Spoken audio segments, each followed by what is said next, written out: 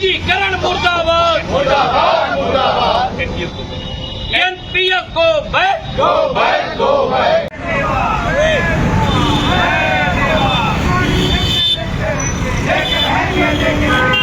बहाल करो, बंधु जी संघर्ष करो, हम तुम्हारे साथ हैं। जिंदाबाद।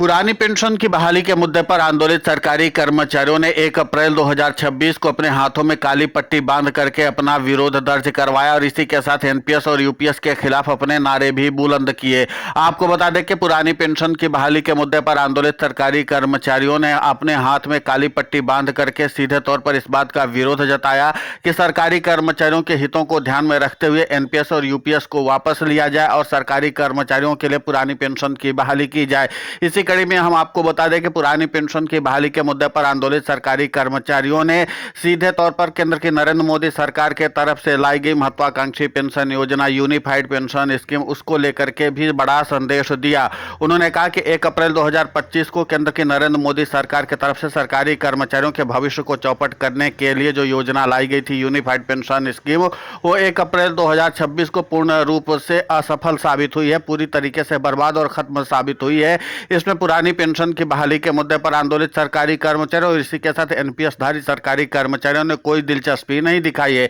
1,21,000 सरकारी कर्मचारियों ने ही सिर्फ यूनिफाइड पेंशन स्कीम को स्वीकार किया है, जबकि लगभग 26 लाख सरकारी कर्मचारी जो केंद्रीय हैं वो हैं और इसके बावजूद भी उनमें से सिर्फ 1,21,000 सरकारी कर्मचारियों ने ही यूनिफाइड पेंशन स्कीम को स्वीकार किया है। इसका मतलब साफ है कि 1% से कम भी सरकारी कर्मचारियों ने यूनिफाइड पेंशन स्कीम को स्वीकार किया है, जो अपने मन से किए हैं। इसी के नाते से यूनिफाइड पेंशन स्कीम और इसी के साथ नेशनल पेंशन स्कीम दोनों को ही सीधे तौर पर वापस किया जाना चाहिए, ताकि सरकारी कर्मचारियों के भविष्य को सुरक्षित रखने के लिए ओल्ड पेंशन स्कीम जो है उसको लागू किया जाए। अब कुल मिलाकर के यह है कि पुरानी पेंशन की बहाली के मुद्दे पर आंदोलित सरकारी कर्मचारियों ने साफ तौर पर इस बात का संदेश दे दिया है कि पुरानी पेंशन की बहाली के अलावा किसी अन्य मुद्दे पर चर्चा करने के लिए तैयार नहीं है। और इसी के साथ पुरानी पेंशन की बहाली के मुद्दे पर आंदोलित सरकारी कर्मचारियों उनके प्रतिनिधियों ने साफ तौर पर कहा कि अभी केंद्र की नरेंद्र मोदी सरकार या राज्यों की सरकारें इस बात का मुगालता न पालने कि पुरानी पेंशन की बहाली का आंदोलन ठंडे बस्ते में चला गया है। हम सब लोग अभी सरकारी कामकाज में व्यस्त हैं, लेकिन जैसे सरकारी कामकाज से फ्री होंगे उसके बाद जुलाई अगस्त में फिर से व्यापक तौर पर हम पुरानी पेंशन के लिए अपने आंदोलन को शुरू कर देंगे। इसी के साथ 5 राज्यों के विधानसभा चुनाव में भी पुरानी पेंशन की बहाली के मुद्दे पर आंदोलित सरकारी कर्मचारी व्यापक तौर पर अपनी रणनीति को आगे बढ़ाने की कोशिश में जुटे हुए हैं। असम में भाजपा शासित सरकारें हैं और वहां पर वो सीधे तौर पर सरकारी कर्मचारियों का पुरानी पेंशन की बहाली के लिए आंदोलन और मूवमेंट चल रहा है। तो कुल मिलाकर के पुरानी पेंशन की बहाली के लिए सरकारी कर्मचारियों का आंदोलन थमने वाला नहीं है और वे उसी व्यापकता के साथ सरकारी कर्मचारी पुरानी पेंशन की बहाली के मुद्दे पर काम कर रहे हैं। अब ऐसे में देखना दिलचस्प होगा कि जिस तरीके से पुरानी पेंशन की बहाली के मुद्दे पर सरकारी कर्मचारी व्यापक रणनीति के तहत अपनी चर्चा को आगे बढ़ा रहे हैं और अपने आंदोलन को और भी ज्यादा गति देने की कवायद में जुटे हुए हैं। सबसे दिलचस्प बात है कि पुरानी पेंशन की बहाली के मुद्दे पर लड़ाई लड़ने के लिए सिर्फ सरकारी कर्मचारी ही नहीं बाकी रह गए हैं, बल्कि अब सीएपीएफ के जवानों का भी मोह भंग होता हुआ नजर आ रहा है। और इसी के नाते से माना जा रहा है कि पुरानी पेंशन की बहाली के मुद्दे पर सीएपीएफ के जवान भी मैदान में उतर सकते हैं।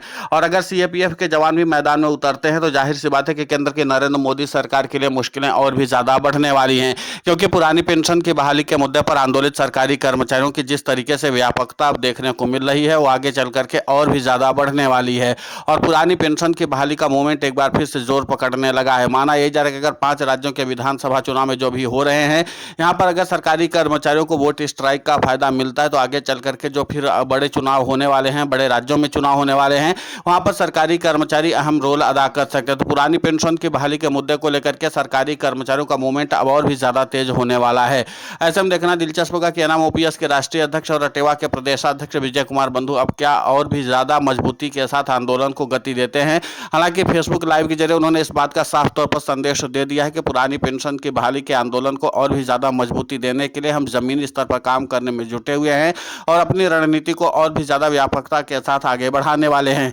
अब ऐसे में देखना दिलचस्प होगा कि पुरानी पेंशन की बहाली के मुद्दे पर आंदोलित सरकारी कर्मचारियों का प्रभाव और प्रभुत्व कितना ज्यादा बढ़ता है, क्योंकि एक बात तो साफ हो चुकी है कि पुरानी पेंशन की बहाली के मुद्दे को लेकर के राज्य दर राज्य सरकारी कर्मचारियों की स्ट्रेटेजी भी मजबूत होती हुई नजर आ रही है। है। उत्तर प्रदेश से लेकर के मध्य प्रदेश, उत्तराखंड से लेकर के तमाम ऐसे राज्य हैं, महाराष्ट्र तक पुरानी पेंशन की बहाली के मुद्दे पर आंदोलित सरकारी कर्मचारी और भी ज्यादा तटस्थता के साथ अपनी रणनीति को बना रहे हैं। और ये बताया जा रहा है कि साफ तौर पर जब चुनाव होने वाले हैं तब हमको वोट स्ट्राइक करना है। वोट स्ट्राइक के जरिए सरकारी कर्मचारियों ने शुरुआती दौर में बैलेट बॉक्स के जरिए अच्छी खासी बढ़त विपक्ष को दिलाई थी। अब ऐसे में देखना दिलचस्प होगा कि इस बार पुरानी पेंशन की बहाली के मुद्दे पर आंदोलित सरकारी कर्मचारियों और उसी के साथ विपक्ष के साथ सामंजस्य बन पाता है या नहीं, क्योंकि इतना तो तय है कि पुरानी पेंशन की बहाली के मुद्दे को लेकर के सरकारी कर्मचारियों की रणनीति काफी ज्यादा चर्चा का विषय बनी हुई है। और ऐसे में यह भी महत्वपूर्ण बात हो जाएगी कि जिस तरीके से सरकारी कर्मचारी अभी भी अपने आंदोलन को और भी ज्यादा गति देने के लिए प्रयास कर रहे हैं और सड़कों पर उतरने की रणनीति पर काम कर रहे हैं।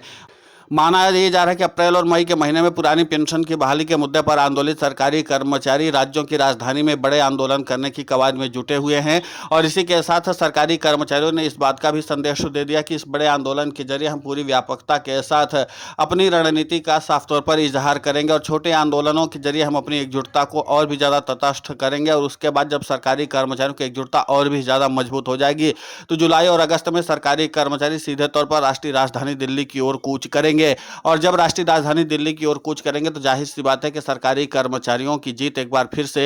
होने वाली है, क्योंकि जाहिर सी बात है कि जैसे ही सरकारी कर्मचारी राष्ट्रीय राजधानी दिल्ली की ओर कूच करते हैं और अपने व्यापक आंदोलन के जरिए सरकार को घेरते हैं तो सरकार भी फिर बैकफुट पर आती है और सरकारी कर्मचारियों और उनके प्रतिनिधियों से बातचीत करने के लिए भी रास्ता खोलती है। तो ऐसे में देखना दिलचस्प होगा कि जिस तरीके से पुरानी पेंशन की बहाली के मुद्दे पर आंदोलित सरकारी कर्मचारी अपने दबाव को और भी ज्यादा तटस्थ करने के लिए न सिर्फ वोट स्ट्राइक कर रहे हैं बल्कि इस बात का भी संदेश दे रहे हैं कि आगे चल करके वो राष्ट्रीय राजधानी दिल्ली में डेरा जमाने वाले हैं। यानी इस बार सरकारी कर्मचारी बड़े आंदोलन की तैयारी में हैं और इस बार बड़े आंदोलन की तैयारी इसलिए भी कर रहे हैं कि 1 से 2 दिन अगर सरकारी कर्मचारी राष्ट्रीय राजधानी दिल्ली में रुक जाते हैं तो फिर जाहिर सी बात है कि सरकार के ऊपर और भी ज्यादा दबाव बढ़ेगा और सरकार हो सकता है कि ज्यादा दबाव के नाते से सरकारी कर्मचारियों की मांगों को गंभीरता से सुने। फिलहाल इस पूरे घटनाक्रम को लेकर के आपकी प्रतिक्रिया बहुत महत्वपूर्ण होती है, आप हमें कमेंट करके जरूर बताएं। साथ ही पुरानी पेंशन की बहाली के मुद्दे पर हम लगातार आंदोलित होकर के खबरें चला रहे हैं। आप हमारे समर्थन के लिए चैनल को सब्सक्राइब करें, खबर को ज़्यादा से ज़्यादा शेयर करें।